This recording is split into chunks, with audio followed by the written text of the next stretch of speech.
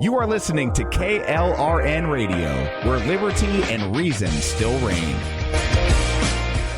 Hi, I'm Jay Farner, CEO of Quicken Loans, America's largest mortgage lender. Spring will be here soon, so if buying a new home is on your to-do list, right now is the time to call Quicken Loans. Learn about which mortgage options make sense for you and get a jump on your competition. With our exclusive Rate Shield approval, the low rate you lock today is protected for up to 90 days while you shop for your new home. With a Rate Shield approval, if rates go up, your low rate stays locked. But if rates go down, you get that new, even lower rate. Either way, you win. Talk to us today at 800-QUICKEN or go to rocketmortgage.com to take advantage. Here's another great reason to work with us. For a record 9 years in a row, J.D. Power has ranked Quicken Loans highest in the nation in customer satisfaction for primary mortgage origination. Again, to lock in today's low mortgage interest rate and get the security of our exclusive Rate Shield approval, call us today at 800-QUICKEN or go to rocketmortgage.com. For J.D. Power award information, visit jdpower.com. Rate Shield approval only valid on certain 30-year fixed-rate loans. Call for cost information and conditions. Equal housing lender. License in all 50 states. NMLS number 3030. Hi, welcome to the Subway ad for the new Sesame Ginger Glazed Chicken Signature Wrap. How would you like it? I'll take a... Sports announcer at home? Yeah, how'd you... We just know. My wife picks up the new Signature Wrap. It's got double the rotisserie-style chicken mix with a sesame ginger glaze. She appears annoyed at me, but she shrugs it off. Those sweet and savory flavors are calling her name. She lifts the wrap and she takes the bite! Incredible! And now she's closing the door on my... Subway, make it what you want. Limited time only at participating restaurants. Double meat based on average 6-inch sub. I'm little teapot, short and stout. Here is my handle and here is my spout. No, Dad, like this. When I get all steamed up, then I shout, tip me over and pour me out. This is WWE superstar Roman Reigns. It only takes a moment to make a moment. Take time to be a dad today. Visit fatherhood.gov, brought to you by the U.S. Department of Health and Human Services and the Ad Council. KLRN Radio has advertising rates available. We have rates to fit almost any budget. Contact us at advertising@klrnradio.com.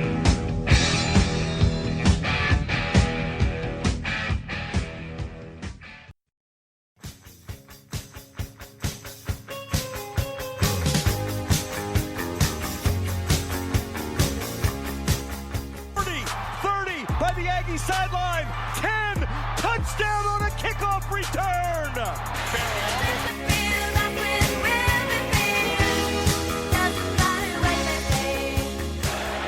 the sideline. Looks like it's intercepted, and it is. Chris Boyd. Cameron Smith. Ellinger down the field.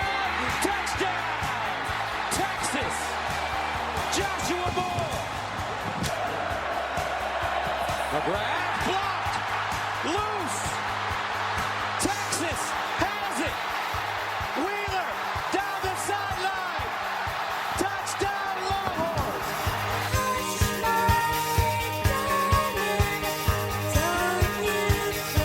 The snap's to Mond. They need the touchdown. Kellen throws across the middle. Touchdown, Aggies! Courtney Davis.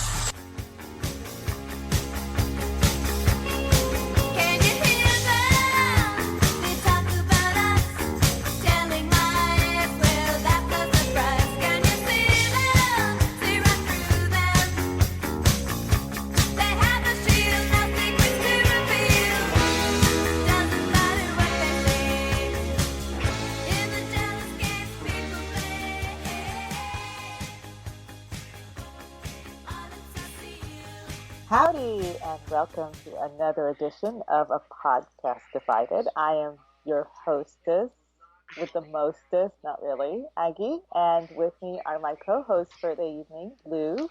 Hi. And hi. And Martini Shark, also known as Brad. Baby shark, do do do do do do. Baby shark, do do do do do. Baby shark, do do. Baby How shark. we doing, ladies? I haven't spoken to the two of you until tomorrow. Wait a second. Right. I can totally feel that. It's been that kind of day. It has been a day. I will say Just to that. explain, we My show, Disasters in the Making, is going to be on tomorrow night, but we just cut the episode ahead of this one. So Aggie is joining us tomorrow for our Thanksgiving feast. That's what I was talking about. Brad's not completely drunk yet. Yet. Emphasis on the yet. Yet. I don't know. I want to hear about... I totally did not tell her I was going to do this to her. Aggie, tell me about the boar. Oh. What the heck were you talking about a boar? Okay, so I don't know if you're familiar, but my friend Iraf, he's in real life friend, and he lives nearby, and it was his birthday on Monday, and he decided to treat himself and go on a feral hog hunt, a boar hunt, I guess, and he bagged 3 feral pigs.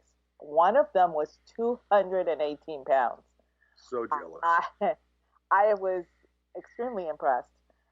He got a 50-pounder and an 80-pounder, so not too bad. But when it came time to process, they field dressed it for him and everything, but basically they just cut it into smaller pieces and gutted it, and then we had to make all of the rest of the work. So we're in the kitchen almost all of Monday evening and most of today, cutting meat from bones and packing it in freezer bags and putting it in the coolers. And he actually bought a freezer just for the express purpose of all of this meat that he managed to take down on Monday. So he had a really good birthday, but that's pretty much what I was doing, helping him with. So around here, we just call them wild boars. And if he bagged 3 wild boars, I imagine he needed to buy a freezer and like a full-size one. Yeah, I don't know what size he got, but I mean, he had 2 huge coolers, and he's actually having the head of that pig mounted, the big one. So I'm like, this is awesome. So, little known It's fact. also too, this makes a lot more sense now because we did just record an episode about a slasher movie. Now I understand why you were just so casual about it, since you were vivisecting and slashing flesh all day. Right, it takes somebody. Yeah, it takes somebody that's into gore to be able to do that, right? Yeah, my kitchen looked like Dexter came for a visit. I mean, it was just like, ugh. Yeah, see, we wouldn't, around here, we wouldn't do that in the kitchen either. But, so, a little known fact, my dad did taxidermy when I was growing up. Kind of a hobby. He was really good at it, though, like everything my dad does. I might be a little bit biased, but he was really, really good at it. But the one thing he never did, and I don't know if he never did it because nobody ever asked him to, or it was one of those things that he refused to do, because he refused to do rattlesnakes. People wanted him to do rattlesnakes, and he would tell them to get, he actually yelled at somebody because they got too close to the door of his shop with the actual rattlesnake, and he was like, expletives flying, right? Don't bring that in here. But I never saw him do a wild hog. I'll have to ask him if he did and I missed it or what. But yeah, that was the one thing, and he did everything, I thought, except for rattlesnakes, but he never did a wild boar. I'll have to ask him about that. So are they that prevalent around you, Aggie? Actually, the state of Texas is having an issue with feral pigs, and it's open season year-round now. Because I've been looking into it. We do have a few areas in Florida I'd probably have to travel up north about. I was going to see if maybe get in with a gang and take the compound bow up there and go pig hunting. Yeah, you'd probably have to get closer to Georgia. They're a problem here, too. Yeah, and it has become a very big problem over here. As a matter of fact, not too long ago, there was one that was taken down. He was over 500 pounds, and it was on the grounds of the golf course that is attached to Lackland Air Force Base. So when it made national news, all of the military bases around here now have because they are a joint base.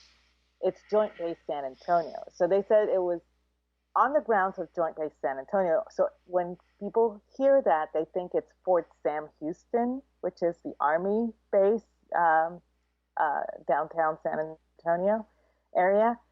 And so they thought, my gosh, how did a 500-pound feral hog get on base without anybody noticing? And I'm like, yeah, well, here's the thing. This golf course actually ends on this huge green belt. So of course, it found its way through the hurricane fencing or whatever it was, and came onto the grounds. But it was huge. It was over 500 pounds, and PETA got involved, of course, around here, and everybody told PETA to shut the fuck up because this is a big problem. So did you get any of the meat today? I did, and he's also actually, I didn't have any room in my freezer, so he's gonna keep some of it for me, and then he's gonna bring it later on. But yeah. Well, yeah, good. but I do have a piece here that is actually, and I have a trick that I learned from my German friend is to soak game meat in milk or whipping cream or buttermilk, something like that, to take the gaminess out of it. So I'll be making flank. But that's the good part. Tomorrow. Not for me. Okay. I don't like the gaminess. Well, I mean, a certain amount, not too much of it, but a little bit of it. That's the good part. But, it doesn't take it all out. I mean, you still get that, robust taste. Yeah, if it's too much. On how you prep it too. Yeah. I mean, I had there's a restaurant on the west coast of Florida we go to on occasion. The place it's basically like a hunting tavern theme in the place. You can go and pour your own beer, and they have just about every conceivable kind of meat on the menu. And wild boar is on there. They do it like a roast. Pretty good stuff. Well, so they bring a lot of that down from Georgia when they're sending. So they send the seafood up from Florida, and then we send you game back, probably. Right? That's not an even trade. I don't know. I don't know. It's like we've got some good game up there, and there is no better seafood. Okay, so I'm gonna do this while we're on the topic. I have tried seafood up and down the East Coast, and it is nowhere is as good as seafood that comes from the Gulf of Mexico.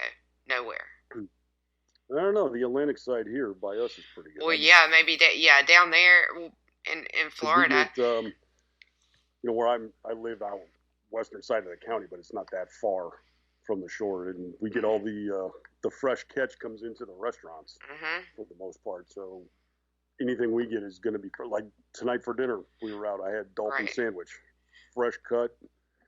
Anything of that sort is and you're gonna have to explain to people who are listening and the dolphin. Sorry. Yeah, it's the dolphin fish, not the mammal. Right. Not the mammal. So I went to a restaurant. This is funny, right? So this girl that she's one of our more left-wing friends when I was younger. We went to Florida. We went to a restaurant, and there was dolphin on the menu. And I thought she was going to have a freaking fit. I was like, that is, like, this is, like, back in the 90s, I needed a smartphone at that moment more than I ever did anywhere. Like, I was like, it is not the mammal dolphin. It's like, if you saw one, they are the ugliest fish in the world. You wouldn't mind eating it. And it's really good. It's not the mammal. It is. It's a good fish. She it really flipped is. out. Yeah, you're right. It is ugly. It's as dependable as it gets. And you can even have those ironic moments. I've been fishing a few times where I'm pulling them up and the porpoises will come up because they see the fish and you're almost, you've got a dolphin on the hook and you're almost about to hook another dolphin. Right. That is kind of an ironic moment. But, I mean, she really flipped out and I was like, oh, come on. You said and so there are other names for it. Mahi is the same thing as dolphin, right? Yeah, they had to come up with that to exactly. Explain it away. We're not eating cetaceans. Relax. Right, exactly. Exactly. And this girl, see that, and that here is the irony. She would order mahi in a heartbeat. But she looks at the menu and sees dolphin and flips out. I'm like, I can't even. Yeah. And this you just was, laugh and say more for us. right. I was like, I don't know, 22, 23 at the time we were in college, and she wanted to be a marine biologist. Oh. Oh dear. Face palm. Not a good start. Yeah. Okay. So that's a funny story. That's a funny seafood story. Anyway. I don't know. I've had both extremes of the whole marine biology person. One of my best friends is she has a degree in marine biology, and she is she's very much like your friend and very protective, and she's always out there saving the turtles and doing whatever she can and everything. She's very much into it. And then there's the other one that works for like Exxon and has no problem eating fish every night. Yeah, well, and I know those, right? I mean, I know those two extremes too, and I guess probably pretty much everybody does. This is a perfect segue into our PETA conversation, is it not? So last week, okay, and so I have another big fat bulldog FU this week. I had one last week. Let me push the soapbox over here for you. Right, I know. No kidding. Well, Aggie's got one too. But, Ryan Leaf, and Brad, you weren't on with us last week. Last week it was Ryan Leaf who thought that Oregon should be in the top 4 instead of Georgia. Well, I'm not going to get on that soapbox again, but that was... I thought that she was going to have, big fat FU, live aneurysm or something. She was so head up about this. But this, I'm still, I still will give him shit every time it comes up, right? Because I said over the weekend, what did I ask you? How's Oregon doing? Has anybody checked in with Ryan? At any rate, this week's Big Fat Bulldog FU goes to PETA, who happens to think that Uga looks, the English Bulldog looks miserable. What? He's an English Bulldog. He's a bulldog. Of course, he looks miserable. That's how they look.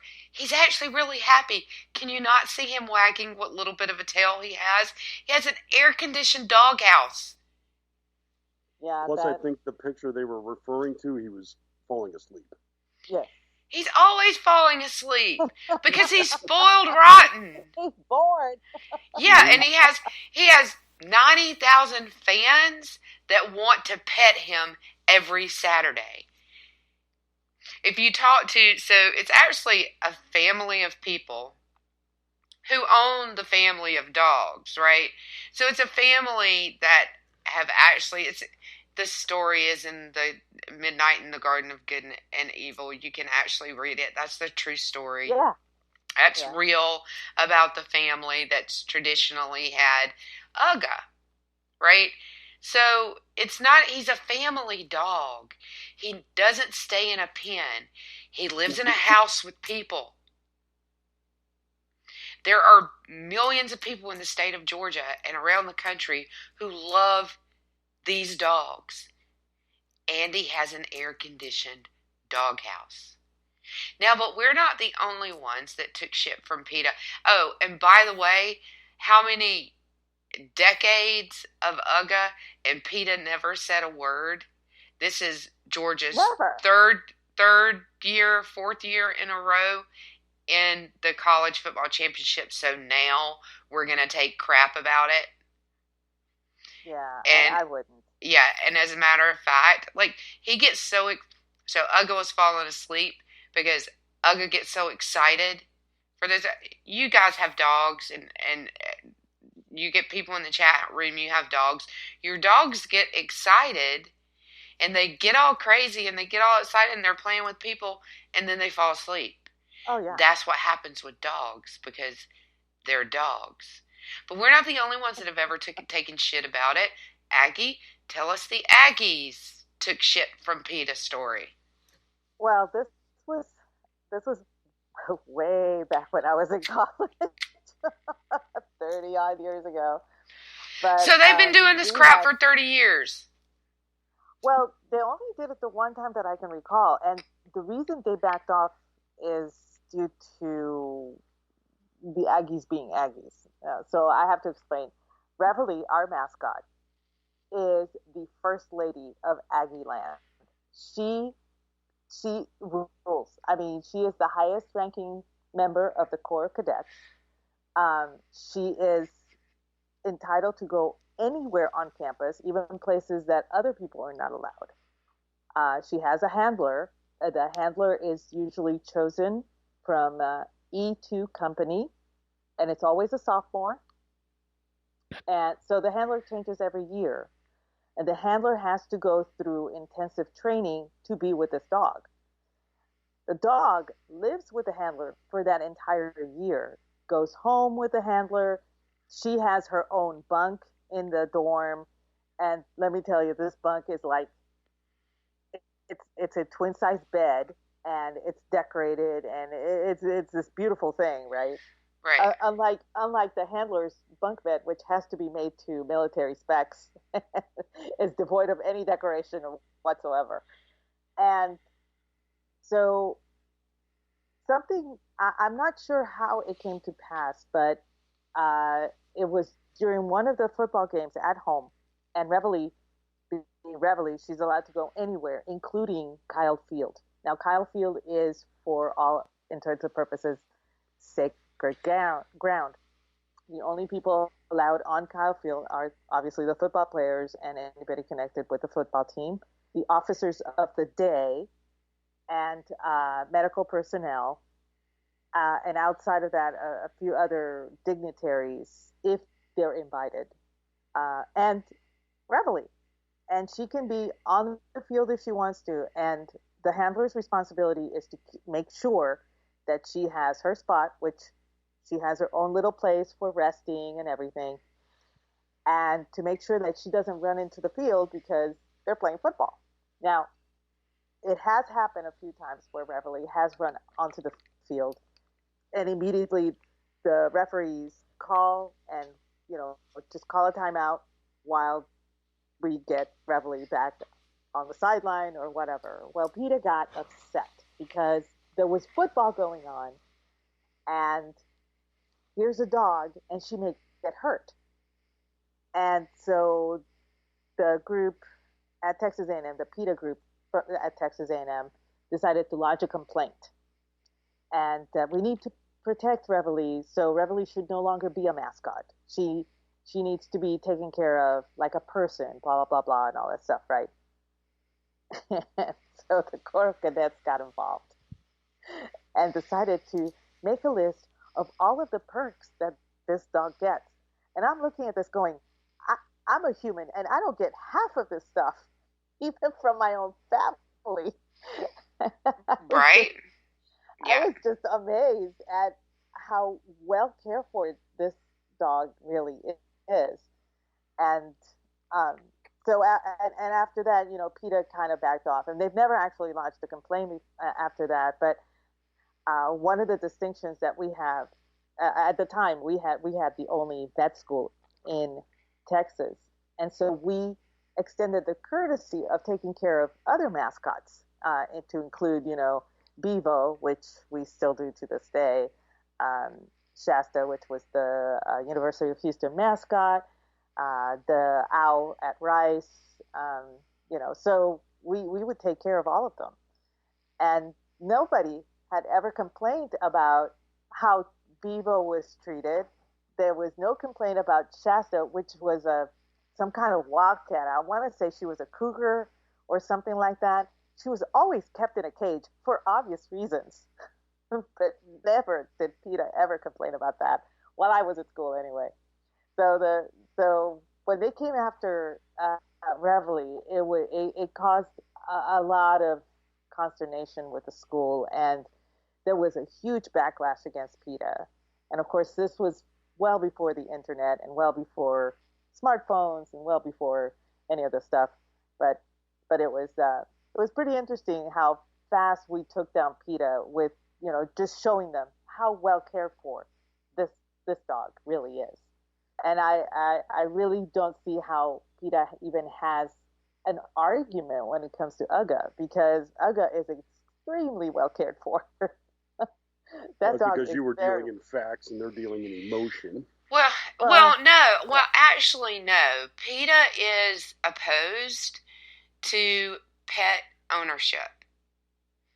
They have actually said that outdoor cats should be summarily killed. They are in favor of euthanizing animals rather than owning them as pets. That's true, and they did. I recall when it was discovered that they were euthanizing a lot of the animals instead of placing them in homes and stuff. Oh yeah, you never ever release an animal to PETA. Ask PETA to take in a stray animal, or they don't do no kill shelters. Let's just put it that way. I'd love to see the ASPCA go after PETA, but that's probably never going to happen. But if I was in charge of it, it would. But at any rate, they don't believe in pet ownership. Well, their national headquarters has a crematorium. That's pretty cold. Yeah. So I saw a helicopter shot, and they were circling. You see this right here, and you see the stacks coming off of it, and that. Yep.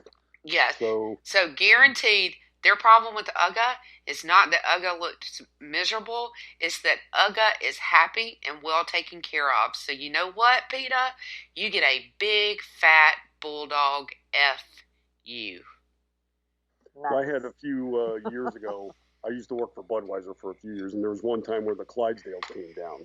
They were going to open the racetrack, and go up and down the backstretch for promotional purposes and such. And we had one person came up and mentioned it, something about, I don't like the way they're treated. And this is, if you look at how these things, they travel better than rock stars. The way they're cared for and fed, and I mean everything. It's ridiculous to even say that they're suffering. It's like, I want their job. Yeah. Yeah. Well, about, I'm sure you know almost as much about Uga as I do, being where you are. The dog is a rock star and always has been. When one of those dogs passes, the entire state mourns. It's the same for us. And I've lived through, in my lifetime, I guess this is like the 5th, at least, in my lifetime. Promise I cry every time one dies. I'm not kidding, and I'm not ashamed either. No shame. No shame. We love that dog. The whole friggin' state loves that dog. Even stupid Auburn fans in Georgia love Uga. Well, they probably don't, but that was my favorite part of the whole game last week, was the dogs. Two dogs together. I know. Every picture of them, they had their tongues out. Right? They both had they were both sticking their tongues out, like my golden retriever does.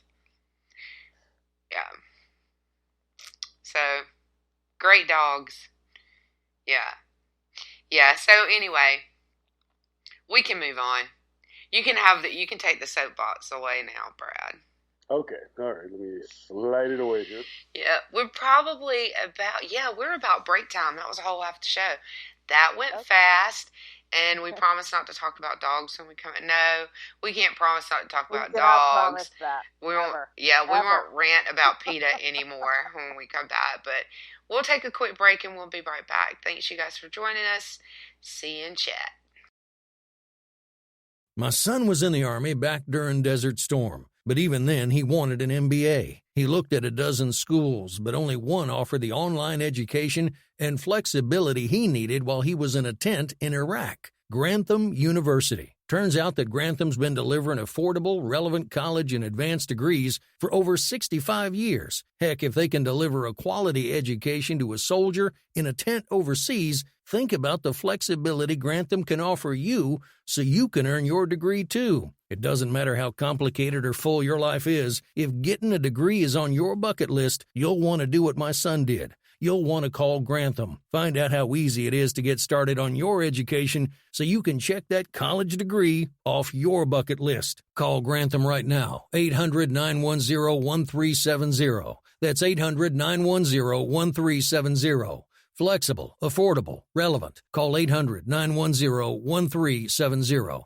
Tired of paying outrageous prices for Viagra? Well, we have great news for you. Now you can finally get Viagra at huge discounts. Healthy Man allows you to save up to $500 on Viagra. Why pay U.S. pharmacy prices of $15 per pill or more when you can get Viagra for less than $3 a pill? Call today and get 40 Viagra pills for only $99. This can cost as much as $600 at your local pharmacy. You can't afford not to call us. If you want Viagra at the lowest prices, never pay $15 a pill pharmacy prices again. Get Viagra for less than $3 a pill. Call 1-800-516-7602 today and save up to $500 and get 40 pills for just $99. Healthy Man is fast, easy, and affordable. Operators are waiting at 1-800-516-7602 to take your call right now. Call 1-800-516-7602. That's 1-800-516-7602. Again, 1-800-516-7602. Attention business owners and independent contractors. This is a money-saving message from Tax Mediation Services. If your business owes $20,000 or more in taxes, we can help you today, right now. Listen, dealing with the IRS is no picnic. It's an intimidating and extremely stressful process, and you don't want to go it alone. Our attorneys know every law, every tax break, and every possible opportunity to help you resolve and reduce your tax debt. And if you owe more than $20,000, you may be at the top of their hit list. So don't take your tax debt lightly, because it will not go away on its own. The IRS can seize your bank accounts, your home, and even shut down your business. Call our tax experts today at 1-800-783-0810 and let us deal with the IRS while you focus on your business. That's 1-800-783-0810. Again, that's 800-783-0810. Thoughts of suicide may feel impossible to overcome, but with help and support, you can find hope and meaning. Call the National Suicide Prevention Lifeline at 1-800-273-TALK to speak to a counselor, or visit suicidepreventionlifeline.org. It's free, it's confidential, it's available 24 hours a day, 7 days a week. And even if it feels like it, you're not alone.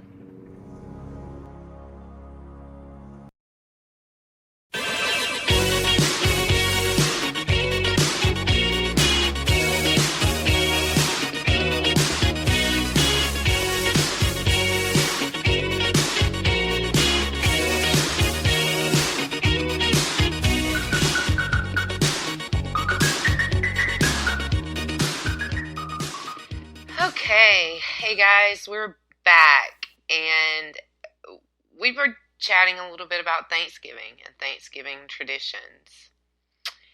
And one of those traditions, which we talked about first, and which I think we really want to talk about, is booze.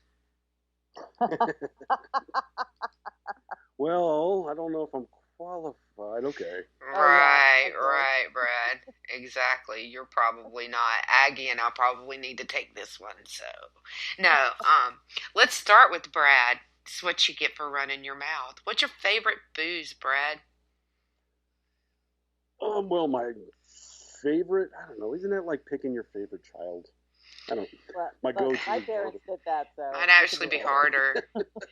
Yeah. I mean, I go. Bourbon is kind of my go-to if we're doing spirits and potables, but you drink it neat, straight up, over ice. I go over ice. Yeah.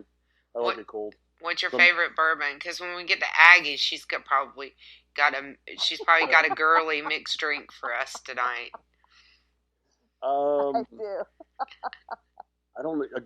I have a fair. I usually have 5 or 6 in the cabinet. I'm kind of partial to Bullet. That's my my go-to. I've got Standard, and I also got the 10-year-old. So those are mine. Basil Hayden's in there. I got some Knob Creek 100. Just whatever you're in the mood for. I got something. But holiday related. I'm assuming that's your question. Yeah, I think that's a good way to go. Yeah. Yeah, let's stick to the holiday one. Because I've got we could be here for like 3 weeks. On Thursday, so my contribution is going to be pudding shots. It's become a something I was derided over and laughed about. That was my squeeze. Is that what that was?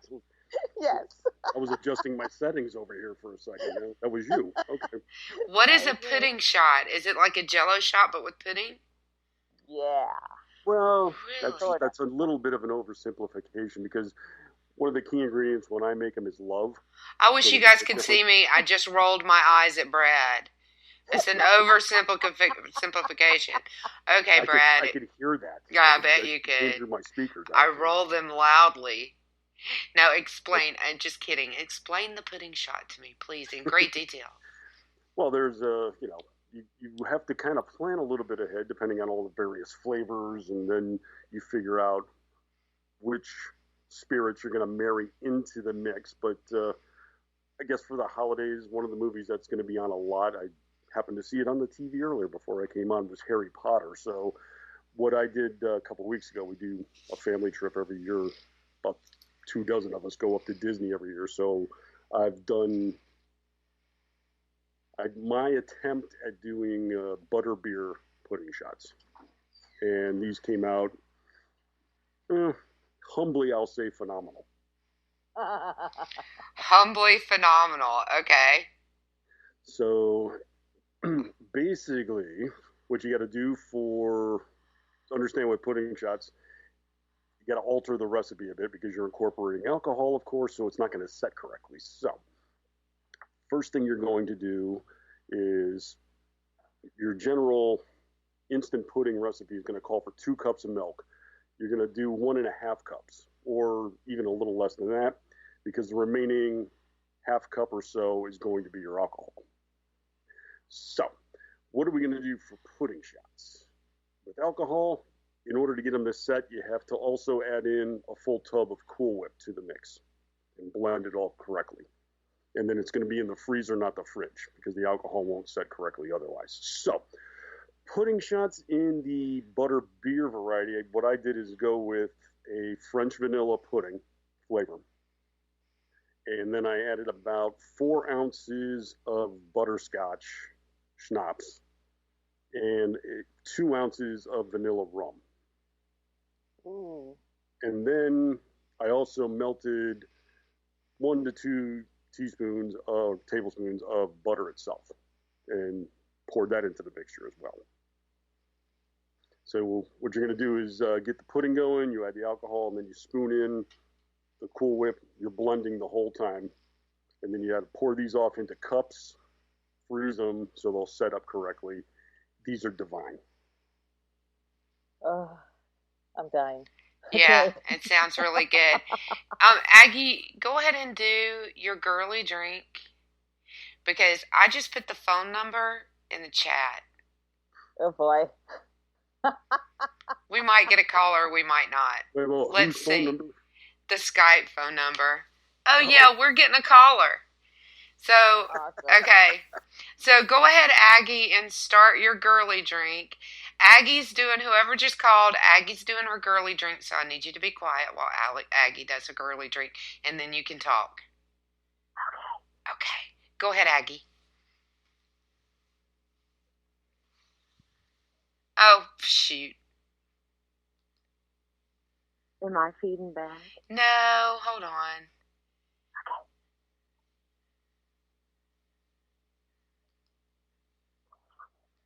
This I have found has been a winner, and I call it the colada sangria.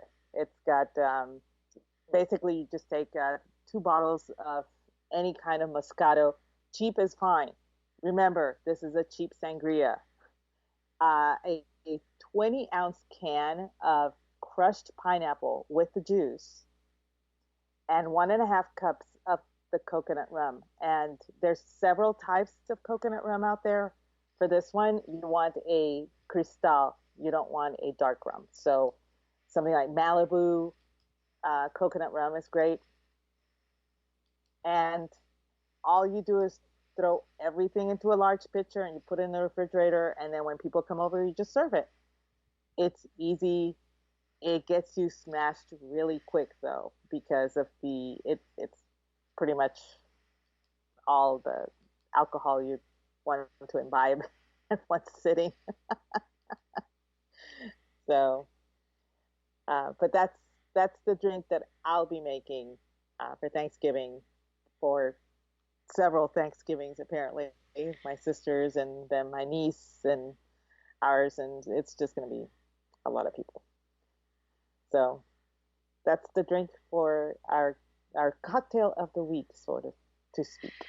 I think I lost our caller. So Oh, no. I asked her to call again. So I think I lost our caller.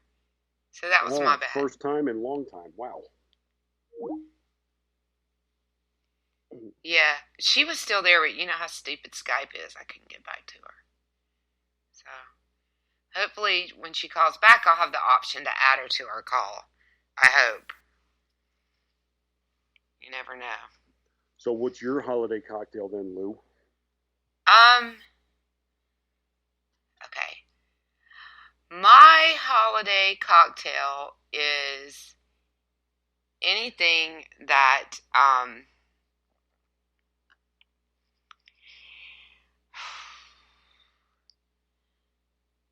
See, look at that. You got all cocky. You threw it at me. And I know. Right at the ready.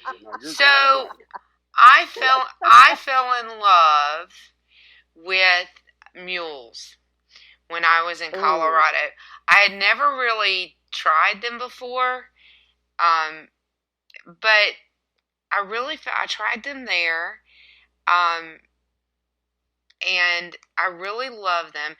My favorite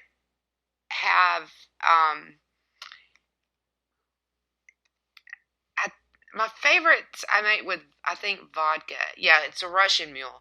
So you make them with vodka, and it's just vodka and ginger beer and lime. And it's really simple. But what I'm going to do this Thanksgiving, and I'm inspired by Brad, is, and caller, if you're listening, I am adding you to our call right now, or I am trying to. So...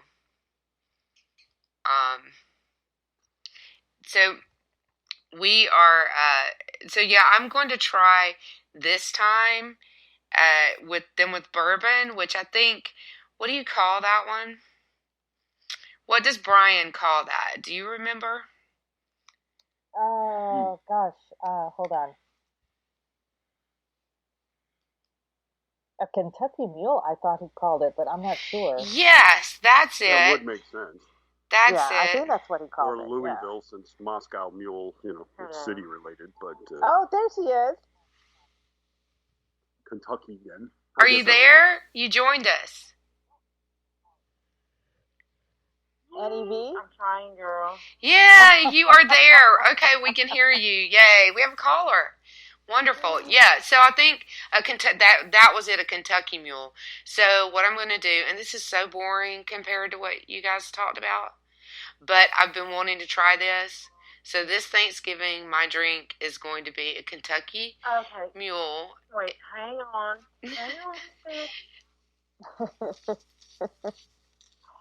In honor of Brian, in honor of our friend Brian. So, yeah. So who do we have on the phone? I guess it's Annie V. Wait, can you guys hear me? Yeah, we can hear you. Oh my God, that's so cool. Okay, so I tried to connect with my headset and I couldn't do it. Anyway, hey guys. Hey. What's up? Do you have a favorite Thanksgiving drink you'd like to share with the listeners? All the drinks. Hold on, I gotta turn my other thing down because I had you guys on the headset, and then I didn't, and now I'm getting feedback. Whatever. Oh, so we're like, down, caller. yeah, yes, we're like real radio. It's like real radio here. Can you turn your radio down? Turn your radio down. I did. Is it cool now? Yeah, you sound fine. All right, cool. Yeah, here in the Northeast, the favorite drinks is all the drinks for the holidays, because it's like snowy and icy and crappy and gross and all the drinks. Yeah, those are our favorite drinks. Yeah, my ex-Italian in-laws were all about the Sambuca. Mm-hmm. Or anything really, like, oh, we got some extra kerosene, you can drink that, or whatever. Like, if you can light it on fire, you can use it to forget your family and all your misery and whatever. Right. But you'll still be able to enjoy the turkey and the gravy. You know, I bet that Aggie could come up with a girly drink to make with kerosene. Girl, I know. I probably could. It's all about the I've garnish. seen Aggie's furniture stuff, and Aggie's amazing. Yeah, Aggie's amazing in so many ways. Yeah, absolutely. Yeah, it is about the garnish, Brad, but it's also about the liqueur, is it not, Aggie? Yes, it is. Yeah, it is. You put the right liqueur. I always tell everybody, if you're going to make a new cocktail, just pick something that's hard, pick something that's sweet, pick something that's tart, and pick a carrier, like a club soda or tonic or whatever. Yeah, that makes sense. And it always sounds like sex, but I don't mean it to, I swear. I mean, it's all the same thing, really. I didn't think that, Aggie, but okay. Yeah, but if you put the right liqueur in kerosene, it probably would taste good. I'm just saying. I feel like kerosene has some bad stuff in it, but you can do the Sambuca, you can do the vodka. What's the thing with the sugar crystal in it? I have a bottle of it, and I forget what it's called. Anisette. The anisette. Oh, yeah. Italians and whatnot. Yep. Yeah. Or anything. Do they still have the liqueur? Because back when I bartended, there was a liqueur that had flakes of gold in it. Is that silver? Oh, yes, Goldschlager. Yes, that's it's a peppermint. It's like a cinnamon schnapps, I think. Yes. And I was looking up. I got a book on atomic cocktails, literally today. Thank you, Amazon. And there was one that uses Goldschlager, and I'm like, oh, I gotta try this, but I'm not trying it today. I think it was called Stardust, and I'm like, I am all about the naming of the cocktails, and that name was just screaming at me. So I gotta tell you one with Goldschlager that'll blow your mind. You wouldn't even think this would work. Half a shot in a glass filled with champagne. Really? Ooh. Okay. Guess what I have in my refrigerator, Brad? We experimented one time with that in the bar, and champagne. We had a case of splits that we had to get rid of to make room for something else. We mixed that up one night, and we sold the hell out. Yeah, no, I'm not surprised. I'm not surprised at all, because I was bartending when it first came out, right? When it first hit the market, and what we found was there are very few things that you could mix that with and it not be good. People were mocking us at first, and they were like, "This is the stupidest thing I've ever heard of. Can I have a third one?" Yeah, exactly, right? I can't believe this has gold flakes in it. This is great. Oh, this is really good. And now I'm so drunk. Whatever, I don't care. Oh, no, right? There's several brands on the market, but the one that's well known for that gold is the Goldschlager. I think it was. I think it was the first one. Yeah. We would get the rations of the Goldschlager. It was tremendous. We would actually sift out the gold flakes. You save them up and you save them up, and that's how you walk your way out of the gulag. And you could get drunk with your vodka with But you could pay your way out of the gulag that way. That's brilliant. You know what I mean? You'll save up your gold flakes, Brilliant. 40, 50 years, you'd be like, I have coin. Can I get out the gulag? And like, maybe you could. You know what I mean? I'm waiting for the Yakov Smirnoff punchline now. Yeah. Hey, her Russian. Vodka throw you up. Her Russian is as good as your Bernie. Goldschlager's you. Yeah. Goldschlager's you.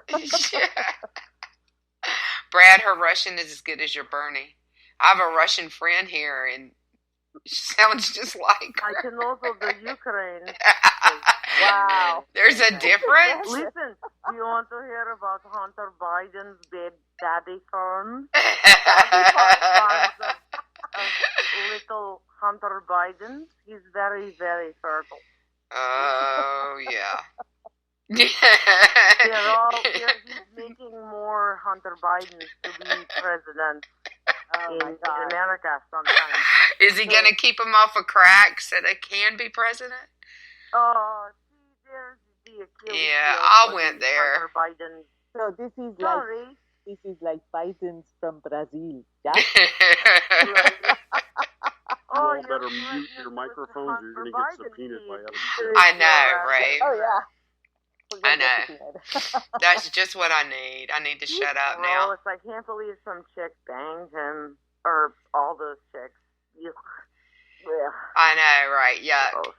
And you know what? Paid for the privilege. Who knows? I really hate. Hey, girl, my dad was vice president. Okay, wait, which one? Oh, that one? Yeah. Oh, the creepy old man? Oh, okay.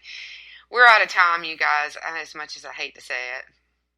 Oh, no problem. Thank you so much for having me on your shows. It was fun. Like it's cold. You guys made me warm in these things.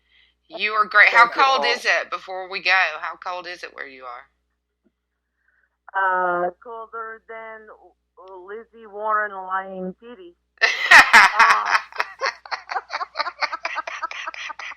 No offense. Yes, I know exactly what you're saying. All right, we're gonna get out of here. Tell them where you.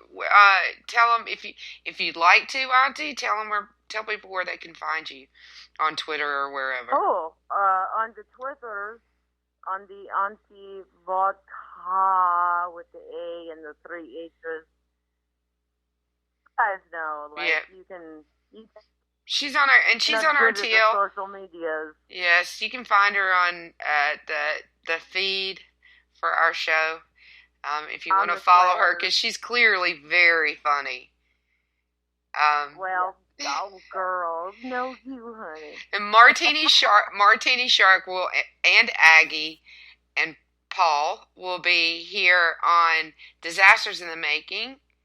At what time are you on tomorrow? What's your name, Brad? Oh, we're going to... Touched, really, I am. Lou, thank you.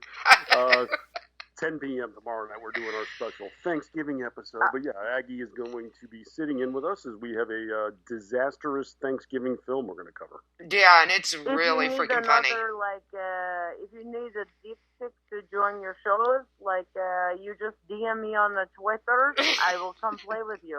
You know what I mean? If you need a Russian accent on your show, I have really nothing going on. I highly recommend, if you need a Russian accent for any voiceover or anything like that, I recommend this lady highly. And I'll be back. We're gonna have a special tomorrow night at 9:00. We'll have a special red wine playing, which is Diane and Jody's interview with Pat Smith, whose son was killed in Benghazi. And if you don't know Pat Smith, you definitely have to listen. And if you do know Pat Smith, I know you want to listen. It's one of the best interviews I've ever heard her do is the interview that Jody and Diane did with her. And that's saying a lot because she's been all over the media, but her interview with Diane and Jody was one of the best ones that I've ever heard. So tune in for that, and I'll be back. We'll be back live Monday night on Cyber Wars. Aggie, talk about where you are. I am at Aggie Ricken, AGGIERICAN, over at Twitter, and that's pretty much where I stay nowadays. I don't want to be anywhere else. Yeah, I hear that. And of course, I'm Cyber Word Podcast, and I'm producing all over the place. So you just never know where I might pop up other than those things. But thanks everybody in the chat room. It was really busy tonight. Really good to see all you guys. And it was fun. Very happy. Thank you for having me on. Thank you for coming on. Thank you for being our first ever call-in to the show. You just DM me. I will be here in a second. Yeah. Okay. And since we won't talk to you, and since we won't talk to you guys again before then, have a very, very happy Thanksgiving. Enjoy the holidays. We're grateful for all of you. Say goodnight, Martini Shark. Good night, Rocky Sharky. Everybody go have a happy birthday and survive the family. Survive the family. Oh, yeah. Have lots of vodka. It will be doing you good. Yeah. I'll bathe in it. All right. Have a happy Thanksgiving, y'all, and thanks for tuning in. We're out. You say you're not from Texas. Man, as if I couldn't tell. Well, you think you pull your boots on right and wear your hat so well. So pardon me my laughter, as I sure do understand. Even Moses got excited when he saw the promised land.